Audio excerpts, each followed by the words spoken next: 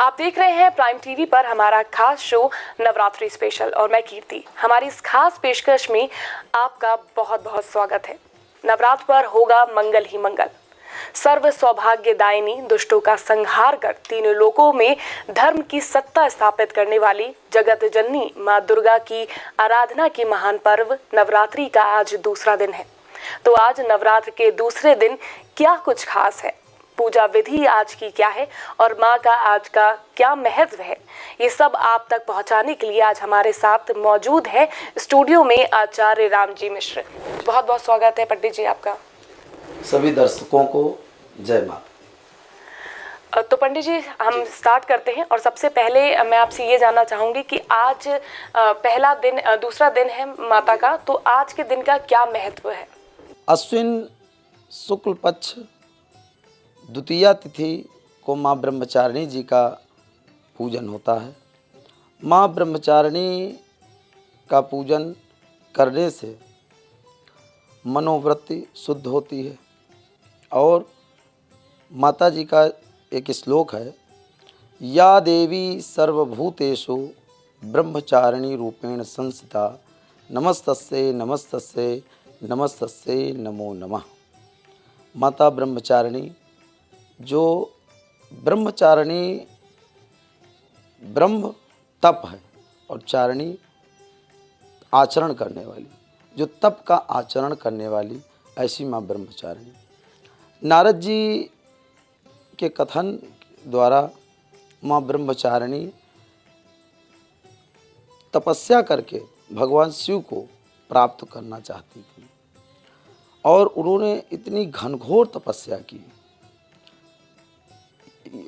इतनी घनघोर तपस्या की कि उन्होंने कई वर्षों तक 1000 वर्षों तक पत्ते खा करके उन्होंने उपवास किया और कई वर्षों तक बिना जल बिना निराहार करके तप किया, जिससे भगवान शिव को प्राप्त करने की प्रयास किया। जब भगवान शिव प्रसन्न हुए, उन्होंने अगले जन्म में माँ ब्रह्मचारिणी जी से विवाह करने की प्रतिज्ञा की। तो ये आपने जाना माता के दूसरे स्वरूप माँ ब्रह्मचारिणी का महत्व क्या है। आगे बढ़ते हैं और पंडित जी से पूछते हैं पूजा का विधि विधान कि भक्त किस तरह से माँ की उपासना करने से उन्हें अधिक फल प्राप्त हो सकेगा। माँ ब्रह्मचारिणी की उपासना करने से ज्ञान की प्राप्ति होती है। माँ ब्रह्मचारिणी तपस्विनी है और तप करने की, योग करने, साधना करने की इच्छा जागृत होती है। माता ने इतना घोर तप किया कि जिससे पूरा ब्रह्मांड हिलने लगा। माता के तप के द्वारा अपने शरीर को उन्होंने गला दिया, इतनी घोर तपस्या की और उसी तप से भगवान शिव प्रसन्न हुए। माता ब्रह्मचारिणी का पूजन करने के लिए श्वेत शक्कर का उनको भोग लगता है। श्वेत वस्त्र, मीठा भी, सफ़ेद प्रकार का मीठा भी भोग लगा सकते हैं और उनका वस्त्र भी श्वेत है। और साधारण जो भक्त पूजा भी करेंगे माता जी की, वो श्वेत वस्त्र धारण करें या पीला वस्त्र धारण करके उनका पूजन कर सकते हैं माता जी का। ब्रह्मचारिणी माता का पूजन करने से ज्ञान की प्राप्ति, योग साधना की प्राप्ति और जो भी मनोकामनाएं हैं उनकी पूर्ति होती है।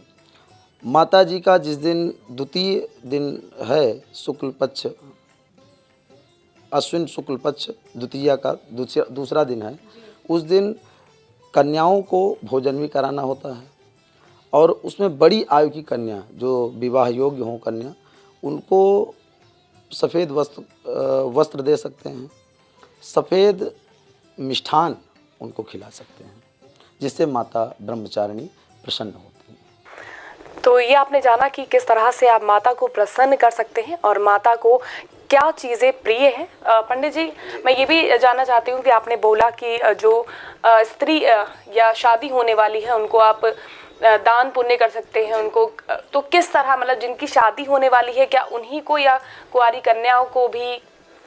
कुमारी कन्या को भी कर सकते हैं, लेकिन चूंकि माता ब्रह्मचारिणी ने विवाह के लिए तप किया इसलिए जो कन्या विवाह के करने की इच्छुक हैं, उनका विवाह विलम्ब से हो रहा या विवाह होने में दिक्कतें आ रही हैं ग्रहों के अनुसार, उनको भी खिला सकते हैं कन्या, उनको भी बुला करके भोजन करा सकते हैं। तो आगे बढ़ते हैं और उनसे जानते हैं कि सबसे पहले तो मैं माता का दूसरे दिन का स्वरूप जानना चाहूंगी पंडित जी, और साथ ही मैं ये भी चाहूंगी कि आप हमारे दर्शकों को माता का बीज मंत्र भी बताएं। माता ब्रह्मचारिणी का जो स्वरूप है वो बहुत ही सुंदर है और वो श्वेत वस्त्र धारण किए हुए हैं और उनके एक हाथ में, दाहिने हाथ में माला है और बाएं हाथ में कमंडल धारण किए हुए हैं। वो तपस्विनी है, उनका आचरण बड़ा ही शुद्ध और पवित्र है। वो भगवान शिव की अर्धांगिनी है और उनका भोग श्वेत, शक्कर इत्यादि का भोग उनको लगता है। बीज मंत्र पंडित जी मैं ये भी जानना चाहूंगी। ओम ब्रह्मचारिणी देव्ये नमः। इस मंत्र को 11 बार अथवा 108 बार मंत्र जप कर सकते हैं, जिससे सिद्धि प्राप्त होती है। और प्रातः स्नान करके पहले, जैसा कि प्रथम दिन माता जी का आपने ध्यान पूजन सुना, उसी प्रकार दूसरे दिन भी आपको स्वच्छ हृदय से माँ ब्रह्मचारिणी का स्मरण करने से सिद्धि प्राप्त होती है। उनका स्मरण करने से जो भी आपकी कामना है, उन्होंने तप करके भगवान शिव को प्राप्त किया, इसलिए उनका स्मरण करने से शरीर में शक्ति प्राप्त होती है, तप करने की शक्ति प्राप्त होती है। तो पहले गणेश जी का स्मरण करेंगे, उसके बाद गणेश गौरी का पूजन करने के पश्चात कलश वरुण देवता का ध्यान करेंगे और फिर माँ ब्रह्मचारिणी के स्वरूप का दर्शन करेंगे और उनको अपने अंदर उनकी शक्तियों को, उन्होंने जो तप करके भगवान शिव को प्राप्त किया, ऐसे ही आप अगर उनका तप करेंगे तो आप भी जो इच्छा हो उसकी प्राप्ति कर सकते हैं। जी पंडित जी, तो ये आपने जाना कि किस तरह से तप की देवी ब्रह्मचारिणी को प्रसन्न करने के लिए आप किन चीज़ों को कर सकते हैं और किस तरह का उनको भोग लगा सकते हैं नवरात्रि के दूसरे दिन, और किस तरह से पूजा विधि विधान के साथ आप संपन्न कर सकते हैं। आगे बढ़ते हैं और जानते हैं आज के दिन के राशियों पर क्या प्रभाव डालने वाला है ये दिन।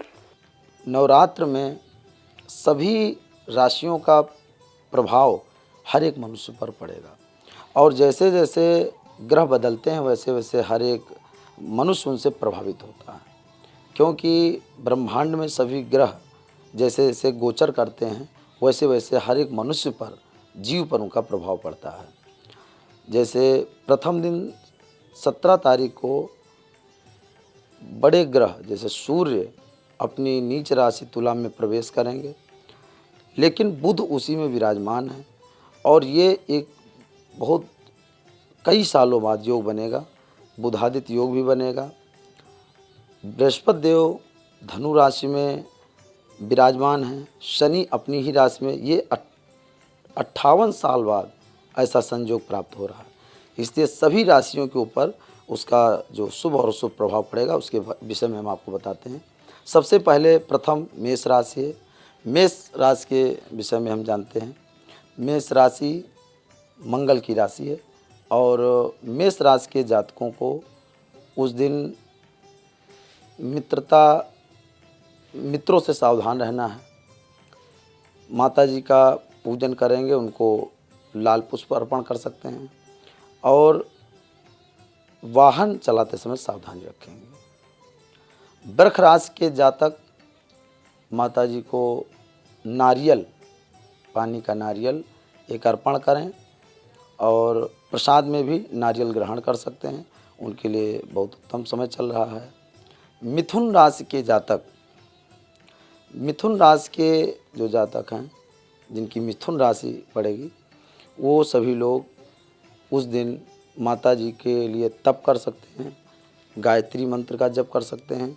ये ओम ब्रह्मचारिणी देव्ये नमः, इस मंत्र का 11 बार जप कर सकते हैं। कर्क राशि वाले जातक, कर्क राशि वाले जातक, उनका चंद्रमा से संबंध है और माता जी की उनके ऊपर असीम कृपा है, इससे कर्क राशि के जातक उस दिन थोड़ा सा मन उनका विचलित रह सकता है, इसलिए माता जी का थोड़ा सा ध्यान लगाएंगे और सफ़ेद खीर या चीनी का भोग लगा सकते हैं। अगर सफ़ेद दूध का मीठा हो उसका भोग लगा सकते हैं, जिससे उनके लिए शुभ है। सिंह राशि के विषय में, सिंह राशि के जातक माता जी को लाल पुष्प अर्पण करेंगे। या देवी सर्वभूतेषु शक्ति रूपेण संस्थिता नमस्तस्ते नमस्तस्ते नमस्तस्ते नमो नमः, इस मंत्र का जप कर सकते हैं। और ओम घृणी सूर्याय नमः, इस मंत्र का, क्योंकि रविवार का दिन है, इस मंत्र को जप करने से उनको शक्ति मिलेगी और उनके कार्य बनेंगे। कन्या राशि, कन्या राशि के जातक नवरात्रि के दूसरे दिन माता जी को हरिद्रा थोड़ी अर्पण करेंगे, हल्दी की गांठ अर्पण कर सकते हैं। और ये उनका बहुत ही अच्छा समय रहने वाला है। व्यापार से व्यापारियों को लाभ होगा उस दिन। और ओम घृण सूर्याय नमः, इस मंत्र का भी वो जप कर सकते हैं, क्योंकि रविवार का दिन रहेगा और जिससे उनके लिए बहुत ही मंगलकारी है। तुला राशि, तुला राशि के जातक यात्रा सावधानी से करें। यात्रा में चोर उचक्कों से थोड़ा सावधान रहें, क्योंकि उनकी वस्तु चोरी होने के संकेत मिल सकते हैं। इससे अपनी वस्तुओं का जो भी साथ में ले जाएं अपने साथ में, उसको सावधानी से रखें। अगली राशि है वृश्चिक, और वृश्चिक के विषय में जानेंगे ग्रहों का हाल। वृश्चिक राशि के जातक उस दिन थोड़ा सावधानी बरतेंगे, चोर उचक्कों से थोड़ा उनको सावधान रहना होगा। लोगों से मतभेद की स्थितियां बन सकती हैं, इसलिए प्रयास ये करेंगे कि उस दिन किसी से वाद विवाद नहीं करेंगे। घर में भी कलह की स्थितियां पैदा हो सकती हैं, पत्नी से भी हो सकती हैं। इसलिए माँ ब्रह्मचारिणी का दिन है, तो उस दिन माता जी का शांति के लिए थोड़ा सा जप कर सकते हैं या देवी के दर्शन कर सकते हैं, जिससे उनके घर में, उनके जीवन में कलह क्लेश ना हो। अगली राशि है धनु। धनु राशि के जातकों के लिए बहुत ही उत्तम दिन है। उस दिन धनु राशि के जातक कहीं भी यात्रा के लिए जा सकते हैं, कोई भी इंटरव्यू इत्यादि के लिए जा सकते हैं। जहाँ भी निकलेंगे उनका कार्य सिद्ध होगा। और उनके लिए माता जी को पूजन करने के लिए ब्रह्मचारिणी के दिन उनको खीर का भोग लगा सकते हैं। मकर राशि के जातक अपनी पत्नी से वाद विवाद उस दिन, आज के दिन नहीं करेंगे। प्रयास ये करेंगे कि माता जी का पत्नी के साथ बैठ करके पूजन करें, इससे उनका और आपसी संबंध अच्छा रहेगा। उस दिन शनि का भी थोड़ा सा जप कर सकते हैं। शनि का जप करने से उनके जो भी कार्य होंगे वो सब सिद्ध होंगे। अब बात करेंगे कुंभ राशि की। कुंभ राशि के जातक यात्रा में सावधानी रखेंगे। उस दिन हनुमान चालीसा का पाठ कर सकते हैं। ओम अंग अंगारकाय नमः, इस मंत्र के 11 माला जप कर सकते हैं। दिन उनका उत्तम है, कार्य सिद्ध होंगे। अब बात करेंगे मीन राशि के जातकों के लिए। मीन राशि के जातकों के लिए बहुत ही उत्तम दिन है। उस दिन मीन राशि के जातक माता जी को खीर में थोड़ा सा केसर डाल करके भोग लगाएंगे और वही खीर ग्रहण करेंगे, जिससे उनके सभी कार्य सिद्ध होंगे। तो ये हमें पंडित जी ने बताया कि ब्रह्मचारिणी माता को प्रसन्न करने के लिए जैसा कि उन्होंने तप किया, उसी तरह से आपको भी घोर तप के बाद ही माता को प्रसन्न कर सकते हैं। तो इन मंत्रों का जप करने से आप माता को प्रसन्न कर सकते हैं। साथ ही हमें पंडित जी ने बताया कि किस तरह से आप रात्रि में कौन से आसन का प्रयोग करके किस तरह से आप अपने पूजा पाठ को सफल कर सकते हैं। फिलहाल के लिए बस इतना ही, हम फिर हाजिर होंगे।